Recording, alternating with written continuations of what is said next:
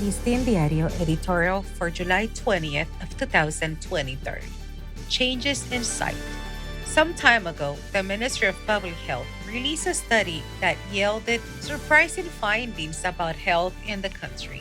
Among these findings, there are very worrying elements that deserve collective family and individual attention. 70% of people are overweight or obese. That single condition predisposes people to become hypertensive, diabetic, or both.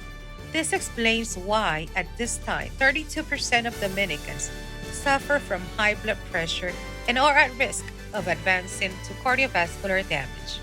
12% of the population is diabetic, and the risk is greater for their renal system, hearing problems, and difficulty in accessing high cost medications. The same study found that only 7% of Dominicans lead a lifestyle that includes regular walking or exercise.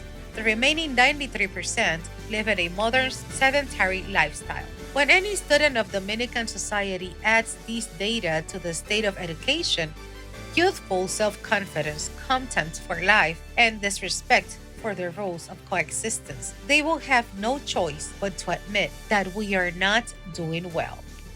The course is uncertain, and it will be to a great extent as long as the top down mentality persists that the Dominican ship is going from strength to strength and with the pole star bright in clear skies. If we Dominicans do not change the individually and collectively, sooner or later, we will be a society of sick, fat, maladjusted people, also of anxious citizens, and lacking adequate training in the academy to live the modern world that we have above us.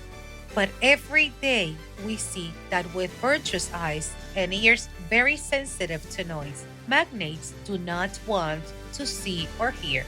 A single warning: closing your ears and eyes to reality changes perception and leads to self deception. But what is wrong continues and will continue to be. And carelessness works for the worse. For Listín Diario, voiceover and translations by Indira Rodriguez.